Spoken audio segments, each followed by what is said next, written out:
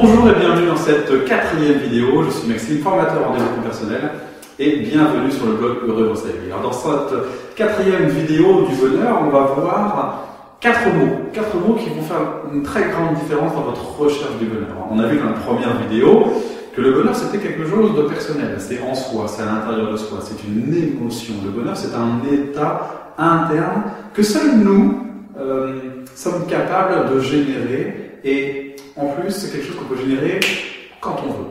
Quand on veut, bien sûr, avec un petit peu d'entraînement. Et ça ne se trouve pas ailleurs. Le bonheur, c'est quelque chose de très simple, c'est une émotion que l'on peut choisir à volonté. Dans la deuxième vidéo, on a vu précisément quelles étaient ces émotions, parce qu'on peut les nommer. Et chacun d'entre nous avons des émotions différentes pour nommer le bonheur. Chacun a son propre bonheur. Le bonheur est personnel. Dans la troisième vidéo, on a vu concrètement comment installer ce bonheur en soi, puisque sans l'avoir appris, on peut le filmer. Et dans cette quatrième vidéo, on va se rendre compte que finalement, ce bonheur qui est si simple en apparence, eh bien, il y a quelque chose qui fait que des fois on l'oublie et qu'on retourne dans des automatismes et dans des façons de faire qui ne nous nourrissent pas. Et on oublie cette simplicité finalement qui est le bonheur. On se rend compte que c'est pas si facile que ça, tout simplement d'être heureux. Et qu'on a une espèce de mode automatique qui nous attire toujours vers le bas et qui vraiment fait de nous des personnes qui sont à même de subir un environnement. Et c'est de ça aujourd'hui qu'on va parler. On va parler de bonheur, de conditions de vie. On va faire la différence entre le bonheur et les conditions de vie, l'épanouissement et le plaisir. Le bonheur, c'est quoi? On vient de le voir. C'est un état interne, c'est un état émotionnel. Bon, on revient pas dessus. Et on confond souvent le bonheur avec les conditions de vie. Les conditions de vie, c'est quoi? C'est de quoi est fait ma vie. Et souvent, le bonheur est associé à mes différents accomplissements et ce à quoi ressemble ma vie. J'habite ceci, j'ai cela, avoir une femme, un mari, des enfants, une maison, un travail, voilà. Et ça, c'est un petit peu avoir coché toutes les cases. Et aujourd'hui, on est un petit peu associé à ça, c'est un peu la société qui veut ça également, c'est que un bonheur est un petit peu associé à, voilà, un petit peu regarder ce que je suis, regarder ce que j'ai, et effectivement, c'est de par cela que je suis heureux. Et on se rend compte que c'est pas vrai, c'est une illusion, puisque beaucoup de personnes sont très riches, beaucoup de personnes ont beaucoup de biens, beaucoup de personnes sont mariées, beaucoup de personnes ont des enfants, et pourtant beaucoup de personnes sont malheureuses. Pourquoi? Parce que ça n'a rien à voir. On peut avoir coché toutes les cases, et être profondément malheureux à l'intérieur de soi. Donc ça, c'est vraiment quelque chose dont il faut se méfier. Mais pourtant, ça nous rattrape régulièrement. On se dit, ok Maxime, j'ai compris, le bonheur, c'est quelque chose en moi, il n'y a que moi qui peux l'installer et décider d'être heureux. Ok, je le fais, crac. Et souvent, les gens y arrivent.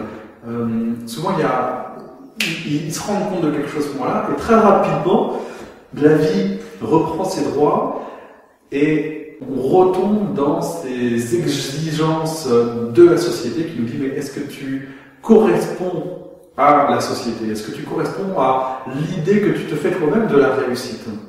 Si pour vous, dans votre vie, la réussite, c'est avoir un mari, avoir une belle maison, vous voyez, des critères physiques et matériels, et que vous en oubliez votre état émotionnel, vous ne pourrez pas vous épanouir, vous ne pouvez pas simplement être heureux, parce que ce n'est pas ça le bonheur, ce n'est pas la concrétisation des biens.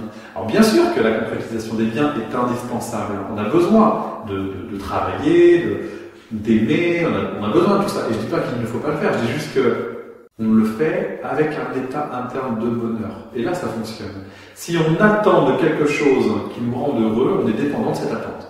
Et l'attente pointe toujours la déception, c'est-à-dire que on ne trouve jamais ce Graal, cette satisfaction, puisqu'elle n'est pas nourrie avant. On crée quelque chose dans l'attente, dans l'espoir que ça engendre du bonheur. Mais c'est pas comme ça que ça marche, c'est l'inverse. C'est un état de bonheur qui, dans sa vie de tous les jours, voilà, génère le troisième mot qui est l'épanouissement. L'épanouissement, c'est quoi? C'est un bonheur généralisé. Je suis heureux dans ma vie de couple, je suis heureux dans ma vie professionnelle, je suis heureux dans ma vie personnelle, je suis heureux dans ma vie familiale, dans ma vie sentimentale. Je généralise mon bonheur dans mes domaines de vie. Et là, je tombe sur de l'épanouissement. L'épanouissement, c'est ça. C'est pas juste un bonheur dans un domaine. Et beaucoup de gens sectorisent leur vie. Ouais, bon, le boulot, c'est pas terrible, mais bon, fondamentalement, j'ai une femme sympa. Ou alors, j'adore mes enfants, et ça, c'est le plus important de tout. Sauf que c'est pas de l'épanouissement. C'est une partie de soi non aboutie, non épanouie, et une partie de soi effectivement heureuse. Mais il y a toujours cette teinte de grisâtre là qui est là. Donc c'est du bonheur séquencé. C'est pas de l'épanouissement. Et ce qu'on vise aujourd'hui, à travers le développement personnel, à travers de ce qu'on fait, à travers ce blog, c'est de généraliser ce bonheur pour atteindre de l'épanouissement. Et la dernière chose importante, c'est la notion de plaisir. Le plaisir, c'est quelque chose lié à l'environnement. Je fais quelque chose qui me fait plaisir. Et ce plaisir, comment je sais que ça me fait plaisir? Parce que ça génère de l'émotionnel, ça génère quelque chose d'agréable. Ah, qu'est-ce que je me suis senti bien, c'est un vrai moment de plaisir. Voilà. Et c'est ponctuel, hein. C'est lié à quelque chose qui est ponctuel. Et ça s'arrête. C'est normal, c'est du plaisir. Les gens souffrent de ça, et du coup ils sont à la quête de plaisir qui génère du bonheur. Et donc c'est une fuite vers l'avant. C'est une insatisfaction permanente à vouloir générer du plaisir. Donc j'ai envie de ça, je l'ai, j'ai envie de ça, je l'ai, j'ai envie de ça. C'est systématiquement insatisfaisant parce que c'est du plaisir, et ce qu'on veut tous au fond de nous, c'est du bonheur. Et le bonheur, c'est un état interne qu'on peut choisir tous les matins en se levant. Donc on n'a pas besoin de plaisir pour être heureux. On n'a pas besoin de conditions de vie pour être heureux. Donc si aujourd'hui dans votre vie c'est peut-être difficile de rester stable sur du bonheur, c'est peut-être également parce que il y a cette tentative liée à nos mécanismes, et liée à la société, à l'inconscient collectif qui dit « mais attends, toi t'as pas fait ça, t'en es pas là ». Et on se dit potentiellement, bah oui, je ne peux pas être heureux parce qu'il me manque dans ma vie un homme, une femme, une situation professionnelle, quelqu'un qui m'aime, de l'argent.